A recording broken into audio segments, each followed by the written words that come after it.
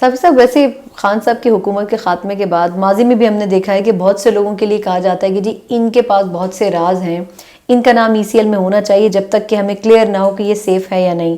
تو آپ بھی کچھ لوگوں کا نام لے رہے ہیں وقتاً فوقتاً، میں چاہوں گی کہ ذرا ہمیں بھی بتائیں کہ آخر ان لوگوں نے ایسی کیا غلطیاں کی ہیں یا ان سے ایسا کیا ہوا ہے. دیکھیں، ایک تو میں قطعاً یہ نہیں چاہوں گا، اور میں نے اوپنلی بھی یہ ڈیمانڈ کیا ہے کہ جو نئی آنے والی حکومت ہو ان کو وہ انتقامی کا رویہ نہیں کرنی چاہیے جو کہ عمران خان صاحب کی حکومت کرتی رہی. ٹھیک ہے، انہوں نے سب حدیں پلانگ دی ہیں، وہ لوگوں کے گھروں تک بھی جا گھسے ہیں، جس طرح مریم نواز صاحبہ کے کمرے کا دروازہ توڑ دیا گیا. ہم جیسے لوگوں کی ذاتی زندگیوں پہ کیا کچھ ہوتا رہا، ہمارے ساتھ کیا کچھ ہوتا رہا، میڈیا کے ساتھ کیا کچھ ہوتا رہا، گالیاں کتنی پڑوائی گئی، اپوزیشن کے لوگوں کو کس طرح جیلوں میں ڈالا گیا. پھر کس طریقے سے مثلا ابھی جب یہ محسن بیگ کو ڈالا تھا تو عمران خان صاحب روزانہ جیل والوں سے کہتے تھے، ہر گھنٹے بعد ان سے جو ہے ان کی تصویر مانگتے تھے کہ مجھے لیٹسٹ ان کی ویڈیو بھجوا کے بھیج دے. اس حد تک جو ہے وہ گئے ہیں. لیکن ان لوگوں کو انتقام سے گریز کر کے توجہ حکمرانی پہ مرکوز کرنی چاہیے. لیکن یہ کچھ لوگوں کا میں اس لیے کہہ رہا ہوں کہ ان کو کم از کم ECL پہ ڈالنا چاہیے. اس کی وجہ ہے، اس کی کچھ لوگ تو ایسے ہیں نا کہ یہ وہ دور تھا کہ ان کو نہ نیب کا خوف تھا، نہ میڈیا کا خوف تھا، نہ ایجنسیوں کا خوف تھا. تو انہوں نے اس ملک کو ایسے لوٹا ہے اور اس طریقے سے لوٹا ہے کہ جو کسی کے وہم و گمان میں بھی نہیں تھا. ہم ایک ایک کر کے اور کچھ لوگ ایسے ہیں کہ جو سیکیورٹی کے رازدان بنے ہوئے. مثلا اس دوران عملاً پنجاب کو رول کیا ہے مانی کا خاندان نے. اس میں جو بڑے مانی کا صاحب ہیں وہ میرے پاس اس کے شواہد، آپ بشیر محمد صاحب کو دیکھیں کہ رضوان گوندل کو کتنی سزا دی گئی تھی، لیکن سال بعد جب اس کو بحال کیا گیا تو مانی کا صاحب پہنچے اور اس کو اسی دن دوبارہ OSD بنوا دیا. مانی کے خاندان میں ہم یہ سمجھیں کہ آپ خاتون اول کو بھی شمار کر رہے ہیں یا ان کو کچھ نہیں پتا تھا؟ خاتون اول کے بارے میں تو میں اس لیے خاتون اول کو میں اس لیے کہتا ہوں کہ پرائم منسٹر کو یہ اختیار نہیں ہوتا جو حلف ووٹ آتا ہے کہ وہ اسٹیٹ کے راز اپنی خاتون کے ساتھ بھی شیئر کر لے، اپنی اہلیہ کے ساتھ بھی. عمران خان صاحب خود تقریروں میں کہتے رہے کہ میں ہر بات جو ہے ان سے ڈسکس کرتا ہوں. تو اس کا مطلب یہ ہے کہ سیکیورٹی سے ریلیٹڈ جو ایشوز ہیں، باقی جو ایشوز ہے، تو اس کی خاتون اول تو رازدان ہے. ٹھیک. اچھا، پھر آپ مجھے بتائیں کہ کبھی خاتون اول کو آپ نے فرح خان یا فرحت شہزادی، پتہ نہیں ان کے نام بھی بہت سارے ہیں، ان کے بغیر کبھی خاتون اول کو دیکھا ہے؟ جب بھی وہ یعنی سائے کی طرح وہ ساتھ رہتی، تو وہ راز کیا ان سے چھپے رہ گئے ہوں گے؟ ٹھیک ہے. ابھی وہ جا کے دبئی میں بیٹھ گئی. اب دبئی میں ان تک جو ہے کس پاکستان دشمن ملک کا ایکسس نہیں ہوگا. تو اس لیے میں کہتا ہوں کہ ان کو بھی واپس بلانا چاہیے. نہیں، اور پھر یہ کہ پچھلے اتنے عرصے میں جو ان کے اثاثوں کی اماؤنٹ بڑھی ہے، مانی کا خاندان اور یہ جو خود بشرا بی بی، ان کو بہرحال ECL پہ ڈالنا چاہیے، کیونکہ بہت سارے معاملات جو ہم اپنی روایات کی وجہ سے نہیں کہہ سکتے تھے، کیونکہ انہوں نے تو بظاہر یہ کیا تھا کہ بھئی وہ تو گھریلو خاتون ہیں. لیکن ابھی یہ جو فرح گجر نام لیا جا رہا ہے، فرح گجر ہے یا فرح خان ہے، بالکل. اصل ابھی جو میں نے ڈاکومنٹس اس کے نکالے ہیں تو اس میں تو فرحت شہزادی ہے. ٹھیک ہے. تو انہوں نے علیم خان کے مطابق، خود ان کی پارٹی کے رہنما کہتے ہیں کہ عملاً حکومت وہ چلاتی رہی. ٹھیک. تو اسی طرح مانی کا خاندان وہ بھی حکومت چلاتے رہے. روزگار صاحب تو اس میں یہ سمجھ سے قاصر ہیں ہم سمجھنے میں کہ خان صاحب کیا نہیں جانتے تھے، یہ ساری باتیں ان کے سامنے نہیں ہو رہی ہوتی تھی. جیسے یہ مانی کا خاندان کے کئی لوگوں کے بارے میں کہا جاتا ہے کہ وہ تو یہاں بنی گالہ میں اکثر بیٹھے ہوتے تھے، مطلب علیحدگی کے بعد بھی ان کے بچوں کا یہاں آنا فریکوینٹلی ہونا خان صاحب کو نظر نہیں آتا تھا. یہ سب خان صاحب کو، اس لیے تو میں اس خان صاحب کے نیریٹو کو مانتا ہی نہیں ہوں نا.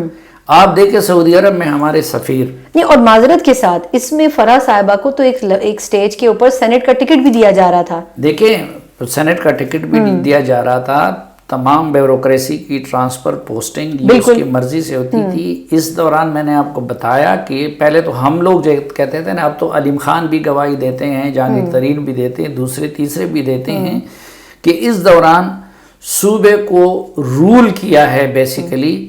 بزدار صرف ایک نمونہ تھے، بزدار کو بھی انہوں نے بٹایا تھا نا. وہ فرق وسیم اکرم پلس کہاں گئے وہ ان کے بزدار، اگر اتنے یسر والے بندے تھے. بزدار کی کیا کوالیفیکیشن تھی؟ بزدار کی یہ کوالیفیکیشن تھی کہ بزدار جو فرا کے میاں ہیں ان کے دوست تھے، ان کے بندے خاص تھے. اور بزدار ظاہری بات ہے کہ وہ ہدایات اصل میں فرا خان سے اور مانیکا خاندان سے اور ان سے لیا کرتے تھے. اچھا پھر یہ کہ چلو خاتون اول تو خاتون اول ہے، لیکن اس دوران ان کے سابقہ شوہر یا ان کے ان بچوں کو بھی سرکار کی طرف سے یہ سب کچھ کیسے ملتا رہا. مثلا میں آپ کو ایک مثال دیتا ہوں کہ سعودی عرب میں ہمارے سفیر تھے لیفٹیننٹ جنرل ریٹائرڈ بلال اکبر. اب کچھ عرصہ قبل 4 مہینے پہلے سعودی عرب میں ان کو تعینات کیا تھا. ابھی ظاہری بات ہے کہ پوری طرح انہوں نے ان لوگوں کے ساتھ ربط ضبط بھی نہیں بنایا ہوگا. اچانک ایک دن آرڈر صادر ہوا کہ جی ان کو وہاں سے ہٹا دیا گیا ہے اور کینیڈا میں جو ہمارے سفیر ہے وہ ان کی جگہ آئیں گے. آپ کو پتہ ہے ان کی غلطی کیا تھی؟ ان کا جرم یہ تھا کہ انہوں نے جو بشرا بی بی کے یعنی وہ اصل میں تو خاور مانیکا کے بیٹے ہیں. اگر پرائم منسٹر کے بیٹے ہوتے ہیں تو چلو پھر بھی وہ پروٹوکول کے کسی نے کی جواز میں تھا. وہ یہ کہ مدینہ منورہ میں اس سفیر سے کہا جا رہا تھا کہ آپ نے ان کو سرکاری پروٹوکول کیوں نہیں دلوایا. اس جرم کی پاداش میں بلال اکبر کو وہاں سفارت سے ہٹا دیا. جبکہ بلال اکبر صاحب کیا پوسٹ سے ریٹائر ہو کے کہاں گئے تھے؟ مطلب میں حیران ہوں اس بات پر. ہاں، اور 4 مہینے ان کو سعودی عرب میں گزرے تھے. تو یہ لوگ جو ہیں یہ پاکستان کے سفارتی معاملات میں بھی دخیل رہے، پاکستان کے سیکیورٹی معاملات میں بھی دخیل رہے اور پاکستان کے حکومتی معاملات میں بھی دخیل رہے. اس لیے میں کہتا ہوں کہ مانیکا خاندان اور بشرا بی بی اور ورنہ اگر سب فرا کی طرح نکل جائیں تو پھر آپ کیا کریں. اچھا یہ آپ نے بھی سیکیورٹی معاملات کی بات کی ہے تو زلفی بخاری صاحب بھی ظاہر سی بات ہے اکثر امپورٹنٹ دوروں میں خان صاحب کے ساتھ رہے ہیں، تو سیکیورٹی اور اس طرح کے سینسیٹیو ایشوز تو ان کو بھی پتا ہوں گے نا. وہ بھی ایک دن آئے گا اپنا سامان اٹھائیں گے اور چل دیں گے یو کے. اب یہی تو ہم سوچتے ہیں نا کہ بھئی پہلی بات تو یہ ہے کہ ہمارے کانسٹیٹیوشن کی روح سے ڈوئل نیشنلٹی والا، کیونکہ آپ نے اس ملک کی وفاداری کا بھی حلف اٹھایا ہوتا ہے نا. تو اگر ان دونوں ممالک کے انٹرسٹ ایک دوسرے سے کلیش کر جائیں، میں نے امریکہ کی وفاداری کا بھی حلف اٹھایا ہے اور پاکستان کی وفاداری کا بھی حلف اٹھایا ہے، تو وہ انٹرسٹ کلیش کر جائے تو میں ایک کے حلف کے ساتھ وہ بے وفائی کروں گا نا. بالکل. تو اس لیے وہ ممبر پارلیمنٹ نہیں بن سکتے.